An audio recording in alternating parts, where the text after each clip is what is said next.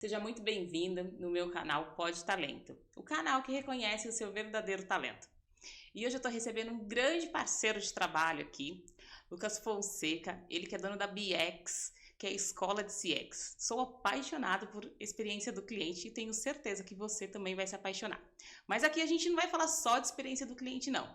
A gente vai falar da trajetória de vida dele. Porque quando olhamos uma pessoa de sucesso, já falamos, ai, queria estar ali, né? Mas tudo tem uma história e você vai conhecer a história dele hoje. Lucas, muito obrigado por aceitar o convite e participar desse programa, que é um verdadeiro sonho para mim, uma realização, estar aqui entrevistando pessoas e contando histórias de vida. Por que Pod Talento? Porque a minha vida inteira eu sabia do meu talento, mas eu tinha muito medo dele. E talvez aí eu vou saber na sua história se você também tinha medo do seu talento. E a gente duvida demais desse talento, mas quando a gente coloca esse talento para fora e utiliza ele na potência máxima, a gente é um estouro e realmente a gente se torna feliz, pessoas felizes. Então eu quero entrevistar pessoas, assim como eu tive uma história de vida, eu tenho certeza que todos que vão sentar aqui têm uma grande história de vida e eu quero ouvir essa história, porque o sucesso não é fácil, mas ele é o destino certo, né? Obrigada pela sua participação hoje e aqui é todo seu, o palco é seu. André, eu que te agradeço, viu, pelo convite, estou muito feliz e acho que o nome é muito sugestivo, muito bom, assim, acho que talento é algo que as pessoas todas têm, todas nascem com eles, mas ao longo do tempo a gente vai sendo dominado por coisas do dia a dia que faz a gente se perder e faz a gente não olhar mais pra gente, olhar mais pro outro, né? E a gente costuma questionar os nossos próprios talentos sabendo que ele está aqui.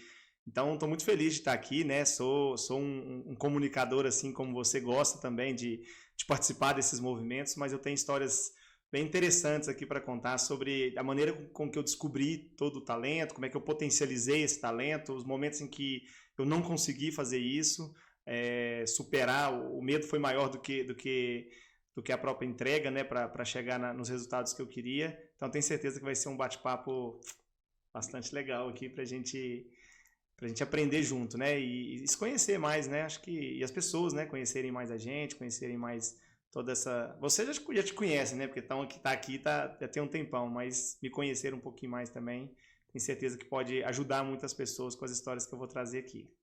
Lucas, eu quero reunir nesse canal o maior número de pessoas talentosas que eu puder alcançar. Mas qual é a intenção disso? A intenção é de mostrar essa trajetória. Porque você tocou num ponto muito importante. Hoje eu tô com 43 anos de idade. E aos meus 5 anos eu já tinha um sonho, um desejo, eu já brincava que eu estava apresentando uma bancada de jornal. Mas aí vem a adolescência, vem a juventude e vem aí a semi-maturidade, né? A gente acaba casando, tendo filhos e a gente abandona isso. Eu, Andréia, abandonei. Porque a necessidade de trabalhar, sustentar uma família, ser responsável diante dos familiares que eles cobram muito e não é pouco que um familiar te cobra, o sogro, sogra, o próprio filho acaba te trazendo uma certa obrigação e fui abandonando esses sonhos. Fiz algumas faculdades, cursei uns 3 cursos superiores e não era feliz. E aí você falou uma palavra, por isso que eu estou introduzindo tudo isso, o medo. E a dúvida, você colocou 2 palavras aí. E eu tinha muito medo, eu já contei em outros episódios, o meu coordenador do curso de contábeis falava, sai dessa sala de aula, pelo amor de Deus, você é comunicação pura. Na época eu trabalhava no Santander, ele manda o Santander te trocar de área que você não é para a área do banco, é para a área de comunicação interna. Eu nunca ouvi ele, nunca ouvi o meu interior. Isso aconteceu com você? Você falou de medo e falou de talento, tudo que eu já trago, uma mensagem que eu trago comigo. E eu senti ali um Andréia 2, um Lucas Andréia. Conta aí a sua trajetória. Ô André, minha trajetória tem muito disso, né? Só que eu descobri muito cedo, por algumas histórias pessoais que eu posso trazer um pouco aqui também, que a gente podia romper esses medos. Então eu convivi com medo, mas rapidamente eu descobri que não precisava disso, tá? Ter esse medo. Então a minha formação inicial eu entrei num curso de ciências sociais porque eu gostava muito de ciência política, sociologia, essas coisas, né? Então com 3 anos de faculdade eu decidi que não era o que eu queria. Eu sabia desde o começo, porque não era o motivo pelo qual eu ia trabalhar o resto da minha vida, porque o espaço é muito pequeno para quem trabalha com isso, né? Eu só tinha uma imagem na minha cabeça. O único cientista político e cientista social que eu conhecia era Franklin Martins, repórter da Globo. Eu pensava, mas só tem um repórter da Globo, não vai ser eu agora porque ele está lá, né?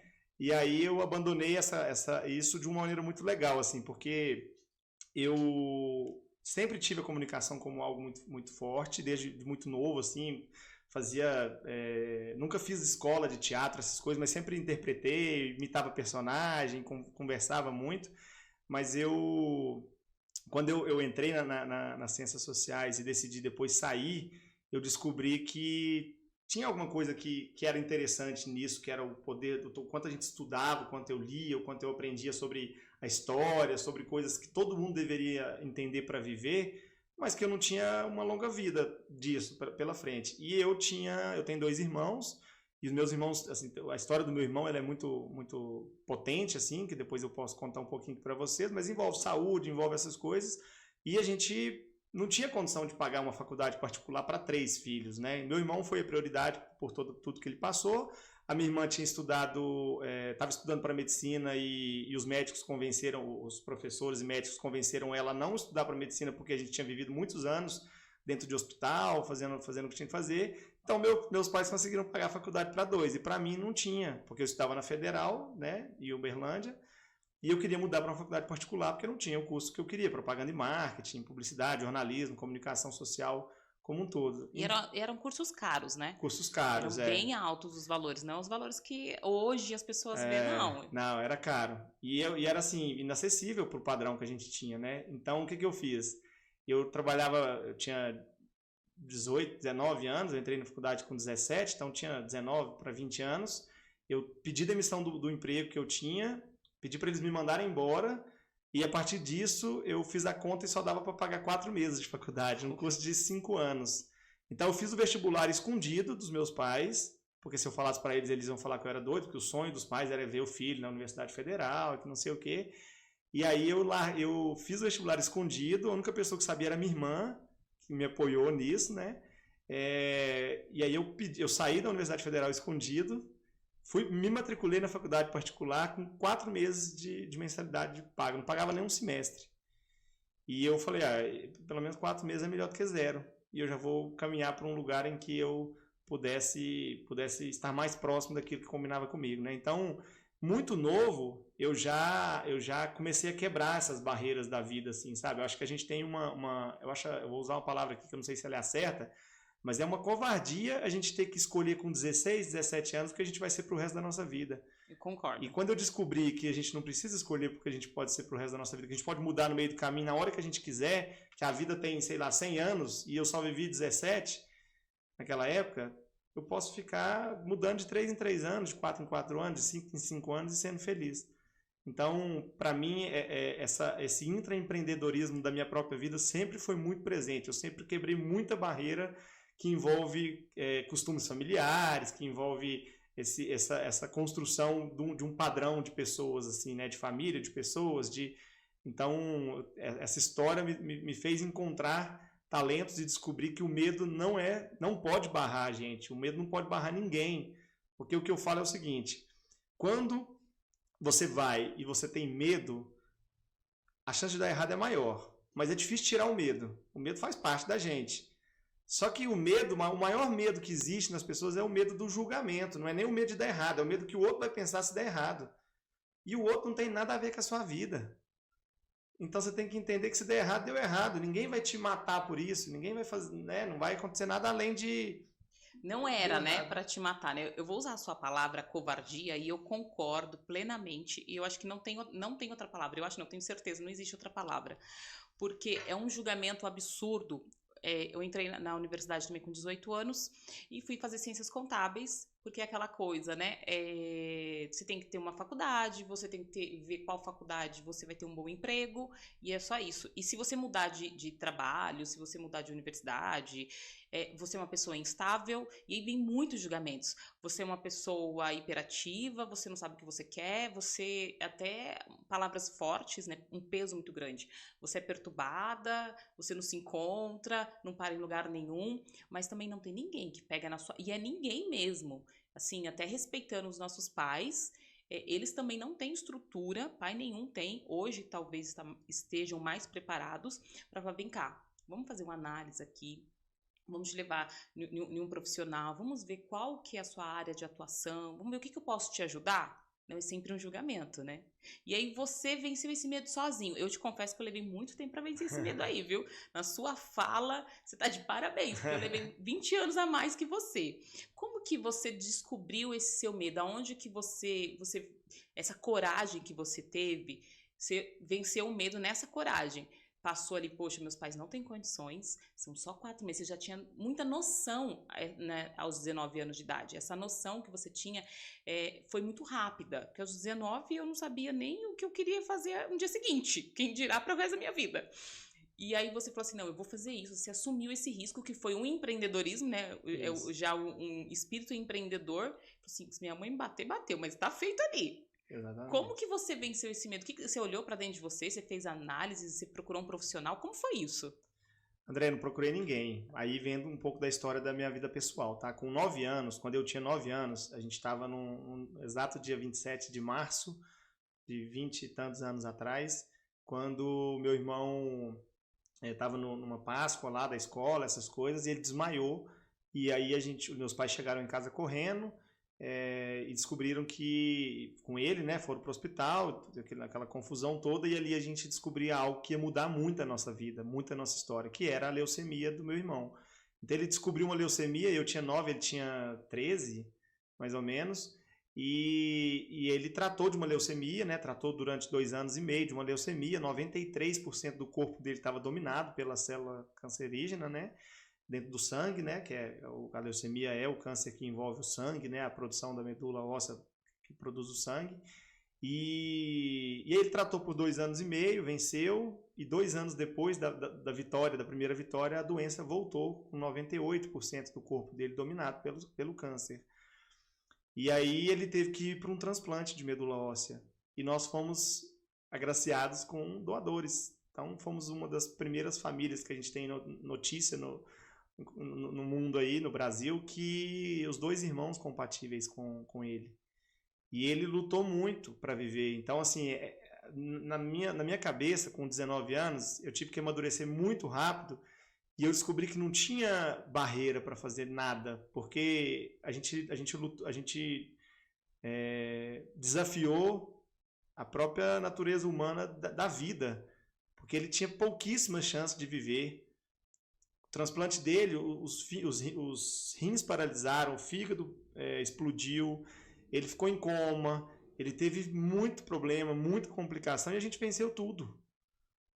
Então, assim, meu pai, que é eletricista, minha mãe, que é professora infantil, meu pai comprava livros de medicina e estudava medicina. Meu pai é autodidata, não tem curso superior, não tem nada. Então, respondendo o que você me disse aqui sobre seus pais te ajudaram a levar para um profissional, não, eles nem tinham noção do que era isso. Minha mãe, professora, tinha mais, mas professora infantil, alfabetização, uma missão muito bonita de ensinar as pessoas a escreverem, né?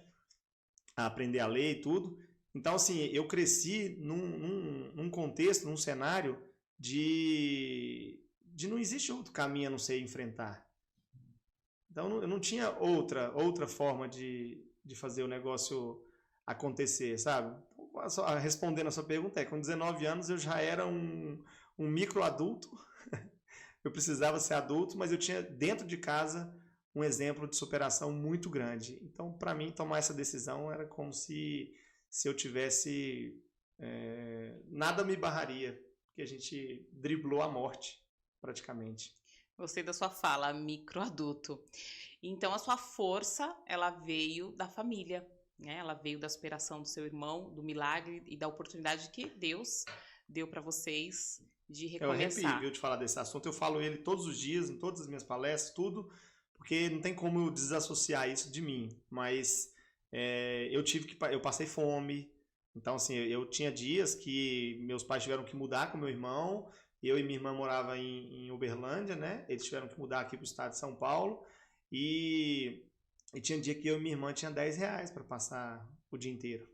Para comer de manhã, no almoço, para comer na janta. Não tinha janta. Então, teve dias da gente dormir com fome. Teve dias da gente marcar trabalho na casa de colega da escola para comer na casa dos colegas. Você ia bastante pra escola pra comer a merenda, né? Demais. Não, adorava fazer trabalho. Ia- Acho que eu faço de todos vocês, inclusive. Eu vou manhã na sua, tarde na sua. Então, esse tipo de situação, óbvio que a gente sofreu muito, mas isso moldou a nossa personalidade, isso moldou a visão de mundo que a gente tem. Hoje a gente sabe que com muita empatia, a gente consegue superar tudo, a gente consegue superar qualquer coisa. E também consegue respeitar aquilo que não é superável também, porque tem coisas que... Isso, né? Você falou uma coisa legal, porque hoje a gente vive um mundo tão perfeito, né? Tudo é muito lindo e tudo tem que ser lindo. E ninguém mais quer fazer amizade com uma pessoa pobre, ninguém mais quer fazer stories com uma pessoa simples, não querem mais tomar café numa padaria qualquer, né? Já é tudo perfeito. E não é isso, isso não é a realidade da vida, né? Existem coisas que não vai dar certo. E tudo bem, é pra não dar certo mesmo. Ali o que deu certo é o não. E essa sua fala foi muito bem colocada. Dentro dessas suas dificuldades desde a infância, você hoje, adulto, como que você olha para isso? Você olha como importante ter passado por essa situação? Ela foi válida? Ou você olha assim, por que eu? Por que não foi outra pessoa que passou por isso? Como que você enxerga isso? Eu tenho momentos que variam entre as duas. Primeiro, assim, a maior parte do tempo eu agradeço, é muita gratidão. Minha família inteira agradece por tudo que a gente passou, tá? Então, durante o meio do furacão, não. A gente teve crises religiosas de questionar mesmo Deus, essas coisas. Hoje eu sou católico, eu sou cristão, eu frequento, eu participo, mas a gente teve o ateísmo como das consequências disso, né? Não estou dizendo se isso é melhor ou se é pior, mas para a nossa construção familiar, ser ateu, nos tornarmos ateu, era algo que fugia da construção que a gente teve desde os avós, enfim, né? Então, até deu um branco aqui da pergunta que eu estava falando. Sim, é muito mais gratidão por ter passado, porque como eu era muito novo, a gente era muito novo, os filhos eram os irmãos, né? Meu irmão e minha irmã muito novos quando a gente passou por isso, a gente não consegue enxergar uma outra vida que não seja essa. Então a gente já nasceu e cresceu, e o momento em que a gente teve consciência da vida na adolescência já foi no meio disso. Então não consigo fechar o olho e pensar assim, como é que seria a vida sem isso? Não tem jeito Só que isso gerou muitos traumas na minha vida. Então, eu tive uma síndrome do abandono, porque meus pais tiveram que ficar com ele. Eu fiquei 3 meses sem ver minha mãe, eu com 10 anos de idade, com 11 anos de idade. Eu tive muito problema psicológico que não me tornou uma pessoa agressiva, que não me fez uma pessoa que poderia ir para um lado ruim da história. Não, sempre fui para o lado mais positivo da história por uma escolha, pela maturidade que eu tive que ter. Mas tem dias que eu me questiono, tem dia que eu falo assim, será que minha vida poderia ter sido mais leve? Porque até hoje eu tenho resquícios disso, né? E eu acho que vou ter pro resto da vida, porque não tem como tirar isso da minha cabeça. Não tem como não lembrar de quando eu passei fome, não tem como não lembrar de quando eu tenho uma passagem que é muito marcante para mim, assim, foi a Páscoa, e minha mãe conversou comigo, com a minha irmã, e falou, a gente não tem dinheiro para comprar nenhum ovinho de Páscoa, e a gente é criança, adolescente. E aí meu irmão estava no hospital e meu irmão ganhou 18 ovos de Páscoa, porque as pessoas iam visitar ele. E aí aquilo ali para mim foi, nossa, né? Eu tenho uma frase que eu falei muito quando eu estava vivendo isso, que era, Deus, me dê leucemia. Era isso que eu pedia. Então eu tive muitos traumas, assim, né? E a minha irmã também teve, cada um lida de uma forma diferente com isso. Eu hoje, racionalmente, superei isso, mas emocionalmente sempre volta um pouco dessa história. Então, tem momentos que eu falo assim, eu queria apagar, reprocessar o meu cérebro para não viver as partes difíceis que a gente viveu lá.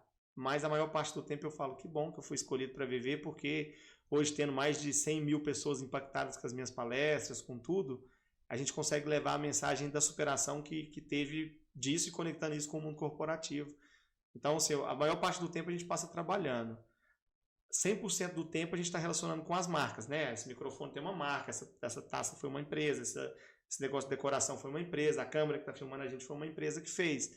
A cama que a gente dorme, o travesseiro que a gente dorme, tudo isso tem responsabilidade sobre a vida da gente. Então, se um vendedor de cama vender uma cama que não é adequada para o seu perfil, para o seu corpo, um travesseiro não for certo, você vai acordar no outro dia de mau humor. Você vai acordar sentindo dor. Você não vai tratar as pessoas da forma que deveria tratar. Você não vai se dedicar para os compromissos da forma... Então, tudo tem impacto na vida das pessoas. Sim. Né? Então, eu tive que descobrir isso muito cedo. Eu tive que sofrer muito, mas eu encontrei um caminho que potencializasse isso através de algo positivo e que mesclasse isso com a vida profissional de todo mundo.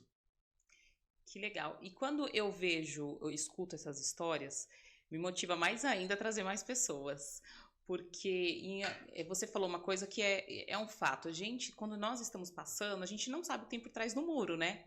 E a gente fala assim, nossa, vê essa dificuldade, poxa, me dá leucemia. Olha quão sério é quando a gente é limitado, porque aquele momento é de limitação, ao ponto de você desejar andar com os porcos, né, comer os farelos, porque você não sabe o que tem ali atrás do muro. Exato. E você não entende o futuro, porque ninguém te prepara para o futuro. O futuro vai acontecendo. Hoje a gente tem uma outra estrutura, a gente ainda consegue auxiliar os nossos filhos de uma outra forma, mas no nosso tempo não existia. E dos nossos pais, pior do que o nosso.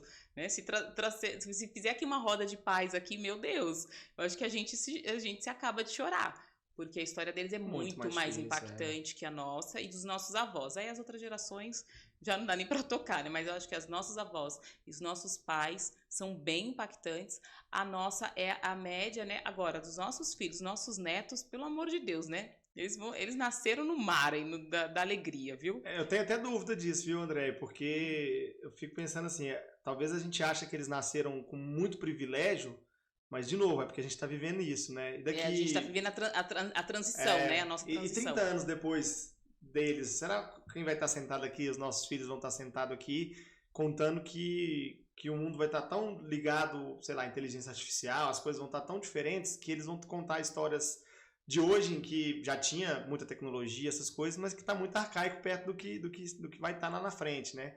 E assim, os nossos pais, os nossos avós, eles tiveram o privilégio de não ter a internet. Sim. Porque a ignorância também ela é saudável a certo ponto, né? Hoje eu dou uma dor aqui, eu vou pesquisar, é câncer, na internet é câncer. Você mesmo se mata, né? Você se mata, eu perco o sono, eu fico, né? E antigamente não tinha isso, as pessoas viviam, muita gente morria, claro, sem saber o porquê. Isso não é legal, claro, mas a ignorância também é um fator relativo, né, do negócio, né? Não saber ou saber demais ou ter acesso demais.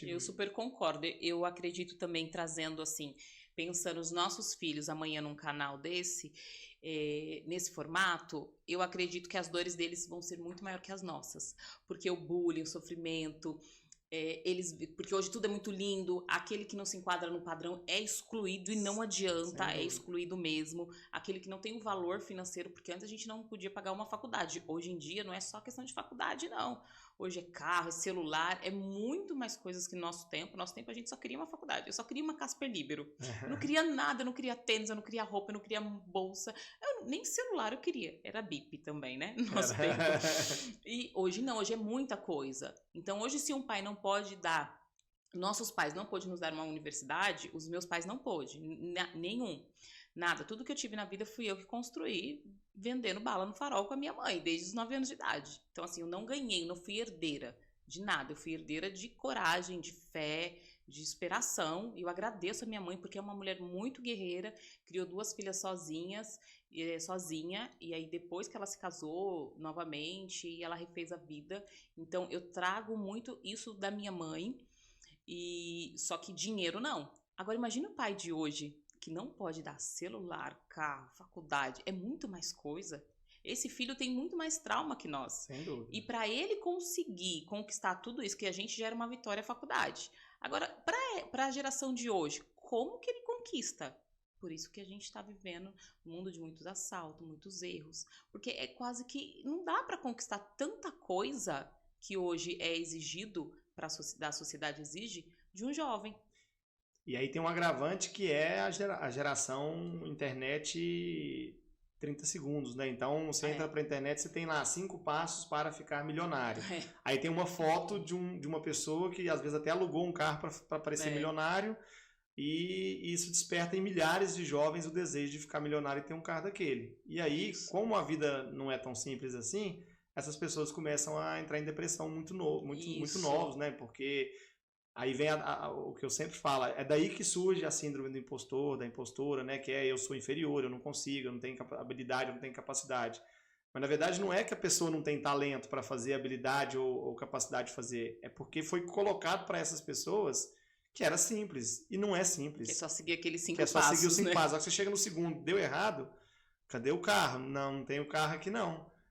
Eu sou ruim. Não, você não é ruim, é porque te prometeram a coisa errada. Então tem muita gente ganhando dinheiro na internet fazendo isso. E eu conheço, inclusive, pessoas que estão extremamente endividadas, mas nas redes sociais estão lá. Lindos e maravilhosos. Né? Alugou uma casa, uma mansão, para mostrar que morava numa mansão. O carro é financiado com parcelas altíssimas. Ou é alugado. Ou é alugado e não conseguiu pagar. E tá... Você sabe que eu acabei não introduzindo isso, mas você tocou no assunto. O Pod Talento, ele nasce através disso também. Porque eu fui uma das... Quando eu vi o boom do digital, eu me perguntei, eu falei assim, por que eu não estou ali? Por que eu não faço parte disso? Porque além de ter o talento, eu sempre gostei muito de tudo isso. E eu convivi com toda essa nata. E era, não, você faz isso, faz aquilo, rapidamente você vai fazer um boom. E eu falei, então vou fazer um boom, né? Tenho talento, né? E aí eu não me endividei, porque pela experiência de vida, né, pelo tempo, mas eu falei, peraí, tem alguma coisa errada aí. Qual formação a sua? Você estudou em qual faculdade? Que no meu tempo era só PUC, Mackenzie, né? Aí, qual faculdade você estudou? Não estudei nada. Rapidinho, faz uma mentoria comigo que você vai aprender. Quanto custa a sua mentoria? 30 mil.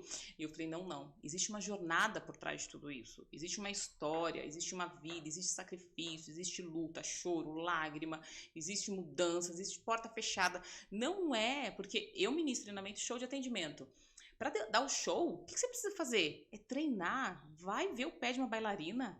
Vai ver quanta fome aquela pessoa passa para entrar naquelas roupas. Então existe muito sacrifício para o sucesso. E aí as pessoas só mostram o sucesso sem sacrifício, né? Mostra aí, que é fácil que e aí, fácil. aí vai criando gerações doentes. Eu quero trazer pessoas que mostram essa jornada. Que conte a verdade dessa jornada. Porque é aí que as pessoas peguem amanhã, a gente não sabe quando que isso quando vai ficar no ar e para quem vai a sua história. Mas que amanhã ela olha e fala assim, não, eu vou falar com essa pessoa aqui, a história dele conectou com a minha e eu preciso da ajuda dele. Porque amanhã você vai ser tutor dessas pessoas. A intenção é levantar o maior número de tutores, de mentores, né, de palestrantes, da forma que o mercado rotula, mas que realmente vão ajudar as pessoas a sair do ponto A para o ponto B, mas dentro de uma jornada. E de uma realidade palpável, né? Sim. Porque aí vai muito, de novo, né, da coragem das pessoas de estarem ali, né? Eu, por exemplo, sou uma pessoa digital, estou na rede, né? Tenho meu LinkedIn, tenho meu Instagram, tenho minhas coisas, mas eu escolhi ser uma pessoa que, de alguma maneira, influencia com responsabilidade. Sim. A nossa responsabilidade é essa, né? Não é dizer que tudo é fácil, tudo é simples e tudo vai acontecer, porque pra gente não foi. Muita gente, André, me pergunta, me procura e fala assim, eu quero ser palestrante, como é que eu faço? Como é que você cobra o tanto que você cobra para dar uma palestra? Eu também recebo muito isso. Parece que a gente dormiu e acordou palestrante, não é? Eu falo assim, nossa, será que essa pessoa está duvidando do meu trabalho? Não tô entendendo. E assim, a minha primeira palestra, ela teve 6 pessoas e algumas delas eram da minha própria família, né? Então, minha esposa, meu irmão, e foi muito ruim. Você chorou? Eu tenho que contar. A minha primeira palestra foi paga, foi num evento que eu paguei para palestrar, mas eu chorei tanto. Meu Deus do céu, se eu puder, eu lembro que eu pedi, só que foi gravada, que foi na pandemia, né? Eu falei assim, não põe no ar, não. Eu vou continuar pagando o negócio lá que era parcelado, né? Mas não põe no ar, não. Está feio demais. Aí a pessoa falou assim, uma empresa grande, falou assim, não, grava de novo. Aí a segunda vez foi pior que a primeira. Aí eu falei assim, não, faz essa vergonha comigo. Não, até hoje, eu sou doida pra tirar essa palestra do ar. Minha primeira palestra foi horrorosa. Não tira não, ela faz parte da história. A minha também foi. Eu saí de lá, perguntei pras pessoas se elas tinham entendido, ninguém tinha entendido nada, André. E eu tinha, aí voltando lá na primeira conversa nossa do medo, eu fiz uma lista num determinado momento de todos os meus maiores medos, né? E o primeiro era falar em público. Então, assim, na época de escola, eu sempre puxei muito, fui muito protagonista para fazer os trabalhos e tudo, mas na hora de apresentar, mesmo com segurança do conteúdo, eu ficava todo vermelho, assim, todo manchado, a respiração não era controlada, sabe? Não conseguia falar na frente de algumas pessoas. Por quê? Porque havia julgamento, né? Então, Sim. eu não estava preparado para ser julgado ali. E aí, depois em diante, fiz várias palestras também sem cobrar e foi crescendo até chegar nos dias de hoje, em que hoje tenho o orgulho aí de palestrar nas maiores empresas do Brasil e... Vamos falar de palestra. Você fez muito pro bono? Ah, fiz, né? E hoje você faz? Hoje é muito difícil fazer por ter uma empresa por trás, né, que visa a sustentação da própria empresa, né? Então, hoje Hoje eu ajudo mais pro bono profissionais do que em movimentos de palestra, essas coisas, tá? Tem o programa de mentoria, tem formações livres, formações em company, tem todo o movimento educacional, mas hoje é mais difícil por isso, né? É um negócio, é a minha sobrevivência, inclusive. Sim. Não, eu também não faço mais não, mas eu já fiz bastante. Vamos falar, como que você foi para o mundo das palestras? Você fez a sua faculdade, você perdeu seu medo, superou todas as suas dificuldades, todas não, né? A gente cada dia se supera uma, né? Mas teve aí seu sucesso. E aí, do nada, assim, como foi? Você dormiu e falou assim, amanhã eu vou ser palestrante. Não, né? Eu tive que... Foi um negócio legal na minha história nesse sentido, porque as pessoas diziam que eu tinha talento para isso, né? E o meu pai me conta que eu falava desde muito criança que eu seria palestrante.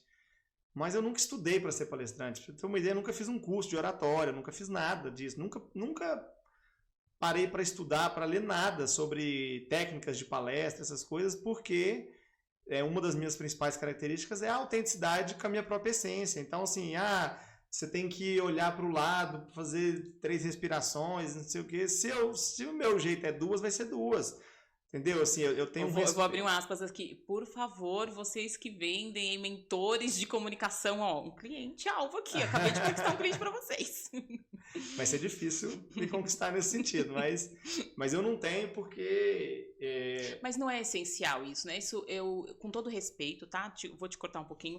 Com todo respeito às pessoas que ministram, eu procurei na época o curso de palestrante por um outro motivo. Eu sabia que eu tinha um talento, mas eu tinha medo da minha pessoa. Eu não confiava em mim. Então eu procurei sim, a Cristiane Romano, uma excelente pessoa, mas o que eu vejo hoje, tá? Com a experiência de hoje, não é necessário. Não desmerecendo quem já me ajudou, eu já procurei ou quem faz. Mas nós nascemos com talento, não é necessário. E a gente desenvolve fazendo, sabe? E cada um do seu jeito. Então, assim, tem técnicas que ajudam através da neurociência, dessas... Com certeza tem. Eu tenho até curiosidade, assim, de fazer. Porque hoje eu vivo um outro momento que o meu tempo não me permite estudar algumas coisas, porque eu tenho outras prioridades de estudo, né? De evolução, de aprendizagem, essas coisas. Mas... errando, fazendo o que eu fiz. A palestra foi horrível para as pessoas que eu fiz. Ninguém entendeu nada, ela foi extremamente técnica, o André, muito técnica, ninguém entendeu nada. Eu achei que estava arrasando na palestra e não estava. Ninguém te deu palmas, não foi aplaudido. Deu de pena, né? De tipo, não, vou ficar aqui, né? O menino está aqui. Então foi assim. E aí a evolução desse movimento de palestras veio por uma das coisas que eu sempre falo. Por que as pessoas têm medo de falar em público? Por causa do julgamento. Só que as pessoas esquecem que existem 2 tipos de julgamento, o negativo e o positivo. A gente tem a tendência a levar para o lado negativo. As pessoas vão me olhar e vão me julgar no sentido negativo, mas um monte de gente pode estar te julgando positivamente e te aplaudindo. Sim. E como eu comecei a fazer muito isso, né, e eu me expunha, e eu comecei escrevendo no LinkedIn sempre fui de maneira muito genuína, muito contador de histórias, né, sempre gostei muito disso. Eu comecei a ter reconhecimentos disso, que era a validação necessária para quebrar esse medo. Então, gente, se fulano está falando que eu sou bom, eu vou acreditar no fulano. Se ciclano está falando que eu sou bom, eu vou acreditar em ciclano. E comecei a acreditar nas pessoas. E acreditando nas pessoas, eu comecei a me soltar. E me soltando, o medo foi sendo dominado e autoconfiança, né? Então, para mim, isso é autoconfiança. É você assumir que você é o que você é, independente do que o outro pensa. Porque você senta numa palestra, por exemplo, eu já fiz para públicos muito grandes, vai ter gente que vai gostar, vai ter gente que não vai gostar, vai ter gente que vai estar olhando para o celular, vai ter gente que vai ficar rindo e te validando, tem gente que vai fazer, e tá tudo bem. Que cada um tá em um momento cada ali um também, tá no momento, né? Cada um tudo que você fala, cada um vai enxergar de um jeito. Tem gente que está no momento de transformação da vida, aquilo vai ser ótimo. Tem gente que fala, não, só quero ganhar meu salário todo mês aqui, tá tudo bem, tá tudo bem. Tô aqui porque a empresa me mandou, porque a empresa né? me mandou e tá ótimo, tá tudo bem. Então, quando você respeita isso, você perde o medo de errar, tá tudo... Gente, quantas vezes eu já falei, gente, eu bebi água que eu engasguei aqui, falei a palavra errada, aí você faz aquilo virar humor, tá ótimo, vamos rir junto. Pede desculpa, senta, já tirei o sapato, eu fui tirar o sapato no meio da palestra, a meia voou, sabe? Já teve muita coisa que aconteceu e a gente ri. Porque, de novo, ninguém vai pegar uma arma e te matar porque você errou. O máximo que vai acontecer é alguém te dar um feedback. Feedback é sempre importante. E é muito bom, eu gosto dos feedbacks. Então, precisa melhorar um pouco mais nisso. Acho que se tivesse... Teve uma pessoa que eu admiro muito, que eu fiz uma palestra muito legal, que foi muito aplaudida. No final ela falou assim, Lucas, sua palestra foi perfeita, só tem um ponto. No final, você foi mais para o lado emocional do que para o lado de energia. Talvez, se você invertesse, poderia dar certo. Foi um feedback super legal, que eu guardo ele comigo até hoje. Isso não é uma técnica minha, vou para um lado emocional, não, é o que acontecer. Estou na hora lá, aconteceu, vamos fazer o povo rir, vamos fazer o povo chorar, vamos também. E se tiver na minha cabeça e eu me conectando com essas pessoas, vai acontecer. Então, o mundo das palestras, eu não encontrei o mundo das palestras. Eu fui encontrado pelo mundo das palestras e cada vez mais eu venho sendo convidado. Pra você ter uma ideia, eu me orgulho disso, viu, Andréia? Eu hoje já palestrei, eu palestro, eu tenho contrato com as maiores empresas do Brasil hoje mesmo, né? E eu nunca ofereci. Nenhuma foi oferecida. Eu nunca tive uma ação comercial ativa, nunca. Que legal! Todas foram vindo através da conexão de pessoas. Te acompanhei, eu vi você na Caixa, né, um tempo atrás. A Caixa, Itaú, Bradesco, MAPF, MAPF Seguros, né? Sim. Boticário, Riachuelo, Localiza, enfim, tem muito. Grupo Carrefour, Accor Hotéis, Rede Ibis, enfim, muitas grandes empresas. Eu já passei por elas, ou estou nesse momento fazendo várias para elas, né? Várias palestras, ou treinamento, ou mentoria. E eu até hoje não tive nenhum na minha listinha de clientes que eu tive que procurar. Eles me procuraram, mas aí as pessoas falam, mas te procuraram por quê? Porque eu tive consistência nos últimos 5, 6 anos, eu tenho consistência. Eu sou reconhecido como uma pessoa que teve consistência no posicionamento, uma pessoa que não fala sobre... Eu vou falar sobre NPS e não vou responder pesquisa? Eu vou responder todas as pesquisas. Eu vou ajudar as empresas a serem melhores, porque o conceito do feedback é esse. Tem que ter coerência, não Coerência. Então, sempre busquei essa coerência. Eu dou feedback, eu ajudo as empresas de maneira genuína a melhorar, porque essa é a essência que eu prego como profissional. Então, não tem como. E quando as pessoas não estão nesse nível de querem só o resultado rápido, a chance de amanhã vir um outro assunto, modinha, e elas mudarem para lá, é muito grande. Então, você nunca se firma onde você realmente precisa estar. Você tocou num assunto muito importante. Quando você vai em um ambiente que não tá legal o atendimento, tá? E a sua experiência, né? Ela também não foi bacana. E aí o atendimento também já não ajudou, porque às vezes a sua experiência não é legal, mas o atendimento te ajuda. Aí você fala assim, bom, até a pessoa atendeu legal, mas não curti algumas coisas aqui, às vezes o cheiro, né, do ambiente. Mas aí uniu os dois, não foi legal. Você chama o proprietário, o gerente, você dá um feedback? Eu chamo. Primeiro eu sinto, né, converso com as pessoas e sinto quão abertas elas são, porque tem gente que é agressiva, tem gente que não quer, e aí esses aí eu acho que nunca vão pra frente mesmo, assim, tá? Sim. Mas eu, Andréia, me sinto... como que eu posso comunicar isso? Eu me sinto na obrigação de dar esse feedback. Aí eu queria dividir isso e ver se você, por ser da mesma área... Essa é a coerência que eu falo. Assim, Andréia, as pessoas têm o hábito de achar, o pensamento aqui de que a empresa tem maior responsabilidade, maior peso na relação. Porque ela é obrigada a descobrir o que você gosta. Isso. E, na verdade, a relação era 50-50. Você tem que ajudar a empresa a descobrir o que você gosta, a empresa tem que ajudar a te atender com aquilo que você precisa. Isso. Entendeu? Então, assim, o feedback é a nossa ferramenta enquanto cliente para fazer as empresas que a gente escolheu ser melhor, que a gente escolheu para ser cliente, para elas serem melhores.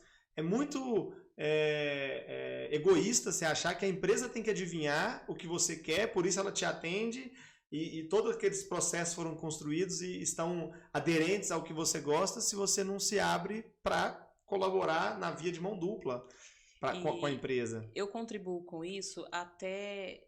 Eu acabo até julgando um cliente que não ajuda a empresa. Porque eu vejo as pessoas falando mal. Ah, eu não gostei. A gente sai com amigos, o amigo reclama. Mas por que você não falou ali pro gerente?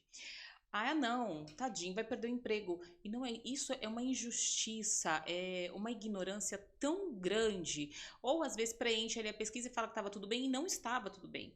Porque fala assim, ai, coitado, ele tem família para sustentar. Mas ali não é isso que está pesando ali, não é isso que a gente está avaliando. É o crescimento realmente da empresa e do profissional. E aí a pessoa não preenche, ou se preenche mentindo, sendo injusta. E eu sempre sou a chata, sabe? Ah, mas é porque você trabalha com isso. Eu falo, não, é a responsabilidade, e aí eu trago para o social, é a responsabilidade social de empreendedora. Exato. Não tá legal esse negócio. E se fosse ao contrário, eu iria amar receber também. Assim como comunicadora, eu pergunto, eu peço feedback. Eu falo, e aí, como que foi? Né? Eu vou entrar aqui para gravar, e aí eu falo pros meninos, meu cabelo, pelo amor de Deus. E assim, é para falar, é para ter essa liberdade, né? Assim, ai, não vou falar porque ela pode achar ruim. Eu não acho ruim. Você é desse perfil? Também sou exatamente esse perfil. Muita gente acha ruim. Isso. Né? Muita gente acha ruim porque não está preparado para isso, porque nós não fomos criados. Então eu não sou uma louca. Não, né? Não. Você está certinha, né? Isso, essa é a mudança que eu acredito no mundo, porque mas sempre foi assim, as pessoas sempre foram assim, a gente sempre nunca deu feedback para o outro não perder o emprego, para o outro não perder.